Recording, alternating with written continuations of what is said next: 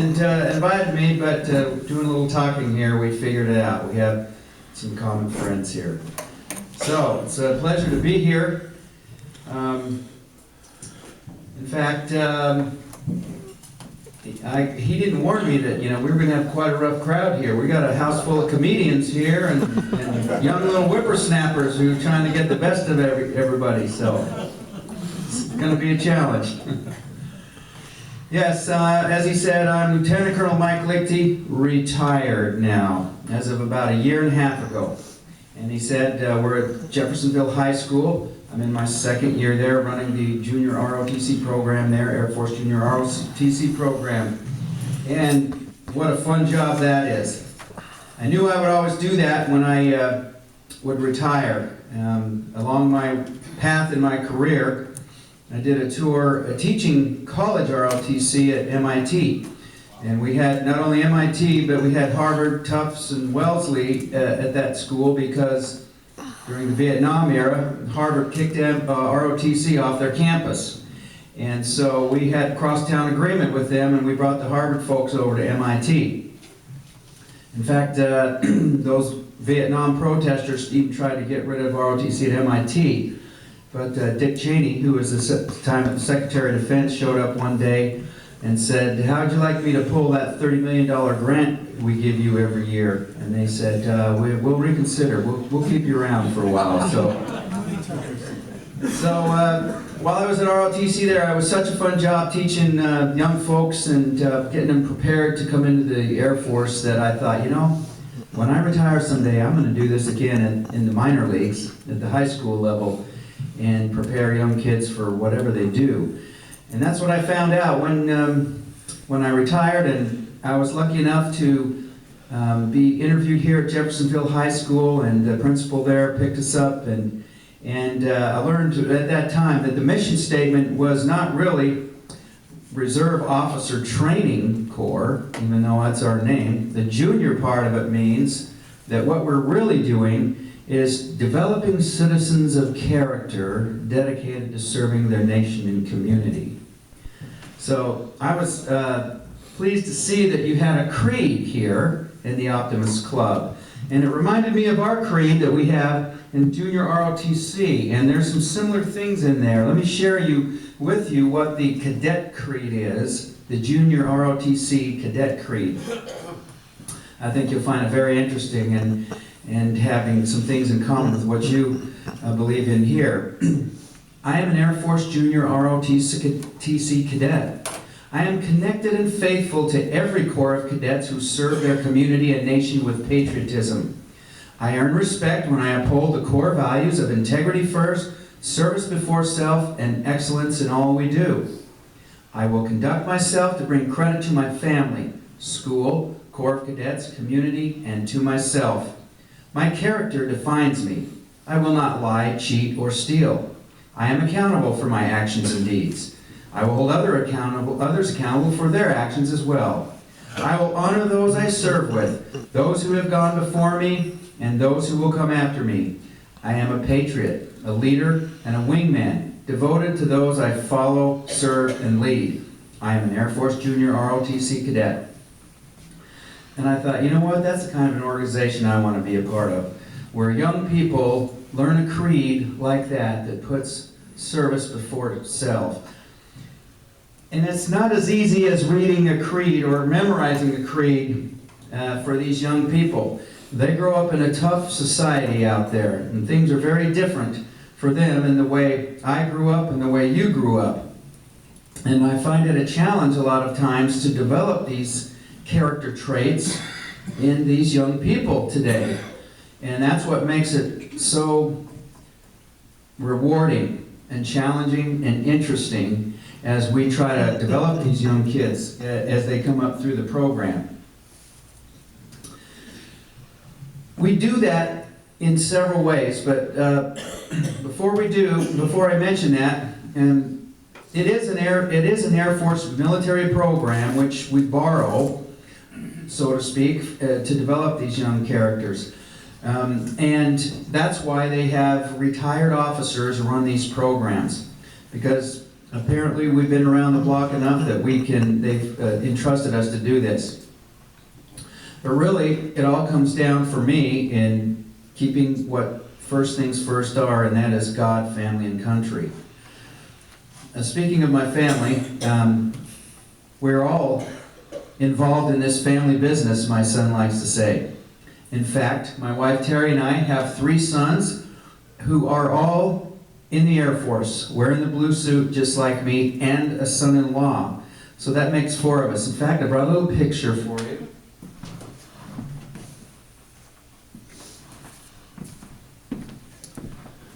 You might have to put your telescopes on there to see this.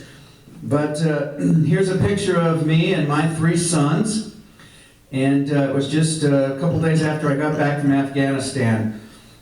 I had the great privilege of serving in Afghanistan with my middle son. We both got sent to Kabul, Afghanistan to work for General Petraeus at ISAF, International Security Assistance Forces.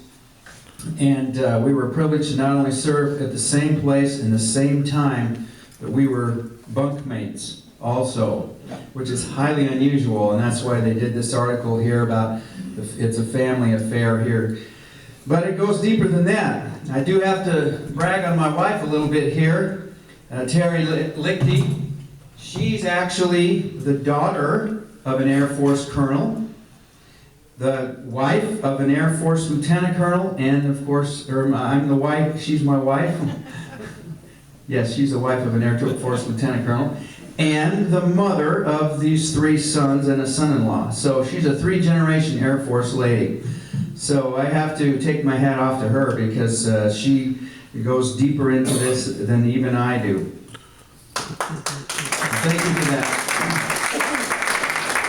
And it's a special day for us today because it is her birthday, and I'm going to be in big trouble for mentioning that, but I just couldn't resist. Here we are on her birthday.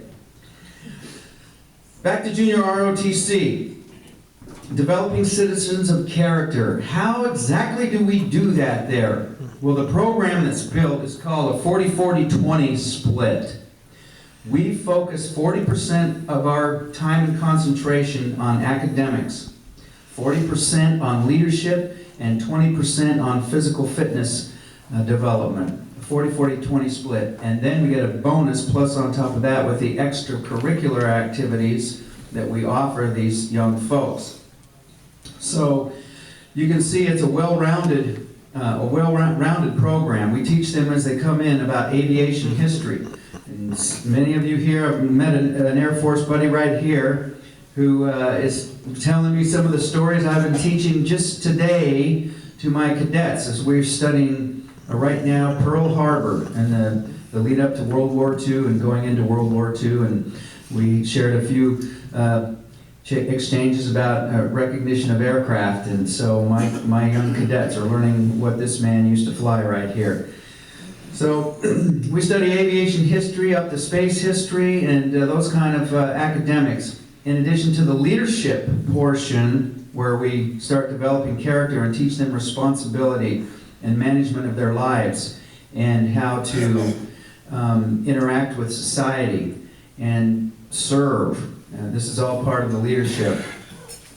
And what I'm really amazed is the 20% physical fitness development that we do. Every Friday we have a PT, physical fitness conditioning. And these kids are just not excited about it like I was when I was a kid. They feel that exercise belongs to the thumbs and a big screen in front of them like this. So when we go out to exercise on a Friday, and I go through the standard push-ups, sit-ups, mile-and-a-half run routine, they struggle a bit. But I don't let them get away with it. I say, look, guys, if a 106-year-old man can do it, then you can do it. And to show you how young they are, these little 14, 15-year-old freshmen, they looked at me and they said, "Are you really 106? And I said, "Listen here, you little whippersnapper, get back in line and give me 10 more. And he came up to me and said, "Sir, in today's world, we don't say whippersnapper anymore." So this is what we're dealing with out there today. But it's fun. It's fun. And we have a lot of things to offer these kids besides the curriculum that I talked about. We do extracurricular activities that really develop in their character and teach them that they can do things that are hard and that they can learn discipline, structure, teamwork. We're involved in some drill competitions, military formation drill competitions, and we go to other schools and states and compete in drill. And just so you know, your young Jeffersonville freshman team brought back a first place trophy a couple months ago from Scott County, Kentucky. So I know there's some hope out there for these young kids. But we try to get them involved in community service as well. We've been doing several things involving community service that keeps them busy. We help just a couple Saturdays ago, we went down to St. Luke's Church and helped feed the homeless there with the Loaves and Fishes program that goes on down there. And so these kids learn that there's more out there besides themselves and their video games. But they are a good group. They're a challenging group. They are fun to work with. I'm glad to be here with them and working with them. But you know, I feel for those schools that don't have a program like this that push these kids beyond, you know, warming a chair in a classroom. And not every school is privileged to have a program, an ROTC program there. Now at Jeffersonville High School, that program's been there since 1971. In fact, the connection that Chris and I made, he mentioned the name Scott Aldridge. Scott Aldridge's uncle was the man who started the ROTC program back in 1971, a Vietnam veteran. And his aunt, Mrs. Aldridge, is still there. She's having a birthday coming up next week. She turns 80 years old. Don't tell her I told you. But she still works in the cafeteria every day there. So Terri likes to visit her because Mrs. Aldridge is from Germany, and we spent some time in Germany. Terri picked up the language. I just listened to them go at it with each other and have a great time there. So, like I said, we're happy to be here at Jeffersonville High School and working with these young people. Now, Terri, being around the world herself, not only as my wife and a 23-year veteran with me, as I said, she's the daughter of an Air Force colonel. So she's been around the block a few times, and she is also an educator and taught in all kinds of positions and situations around the world. We just finished a tour in Norway a couple years ago where she taught at an international school there. Has taught preschool. She's now in the school system here, substitutes around Clark County School District here. And she is even teaching me some things about what she's learning with young folks that are here in Jeffersonville. And I said, you know what? Those are important things that you even have a first-hand knowledge of that I don't. I bet these folks would love to hear from you what you're learning and what you're sharing with these young folks out there. So I've asked Terri if she would be the second half of my speech. I told Chris, you know, the guest speaker called on a guest speaker, and he said, yeah, cleanup batter. So I'm going to ask Terri to come up and share with you some of the things that she's doing with these young folks here in these schools. But thank you for being here, and thank you for promoting good things here. We're very happy to be a part of this community, so thank you very much. It really is a pleasure to be with you. What really happened is I got in the car yesterday after having taught a substitute of the day at a school. I don't teach full-time. I don't even have my degree, to tell you the truth. But I started a little career, well, years ago. I should back up. We eloped, and no one thought we would amount to anything. And so I was determined to show them we will amount to something. This was 36 or 7 years ago. I don't remember. But no one thought would amount to anything, and I wanted to. I wanted to be the greatest mom, and I just really wanted to turn into something decent. So I really studied parenthood and teaching, and I started running an in-home preschool, a private preschool, and Marie Osmond sent her little boy to my preschool. So when we moved away from Utah, she gave me a great recommendation. I started teaching other places. And so I got to teach at international schools and various places, and so now I substitute teach, which gives me the freedom to go visit our grandchildren. We have 7 children and 18 grandchildren, so we visit them a lot, and we travel, and that's what we do. So anyway, we did stick it out. No one thought we would. We did it, and we're happy. We didn't stick it out because we felt stuck. I always tell him, I am not stuck. I am choosing every day to stay with you, and I like it. I really do enjoy my darling husband. But the reason that he wanted me to talk to you is because I got in the car yesterday and I had quite a bit to say. I had been substituting at a school that I said I will not go back to. And he said, what's the problem? And I said, I do not appreciate it when people talk to the children like they're dogs. And he said, what are you talking about? And I said, the cafeteria. I said, there's a rhythm in there that I do not appreciate. I was helping in there for the lunch period after I was teaching 5th grade. And I said, there was not a good feeling in there. You know, I don't like finger shakers. I like putting your arm around a child, and that is my challenge to all of us, all of you, to look at the young adults in our town and to figuratively or literally put our arm around them. I was an at-risk youth myself, a teenager, and I remember specifically the people that believed in me. There were only a handful that really believed that I would turn into anything. But like I told you, I was determined, and perhaps it was because of the few of those people who believed in me. And I don't know that I have turned into anything. I don't know that I really was a great parent. My kids will tell you all the mistakes I've made. But I tried hard. But as I'm talking, as I'm looking at the various things that we could do as adults, we don't want to be finger shakers and disapprovers. We want to approve and applaud and look for the very best in the youth in our community so that they will rise to those expectations. Another thing that I saw this week was a teacher. I actually had a student teacher in the classroom where I was teaching. He thought that he would be nice to the children by being flexible and allowing them more leeway, such as during their quiz, letting them talk, after he had already told them not to. So when the kids were dismissed, I said, you know, you're a student teacher, and I will not see you again. And so I'm going to share some things with you that you might be interested in. And the thing that I shared with him was that, and he really was very gracious, but I said, we don't do the kids a favor to lessen the expectations, to lessen the rules.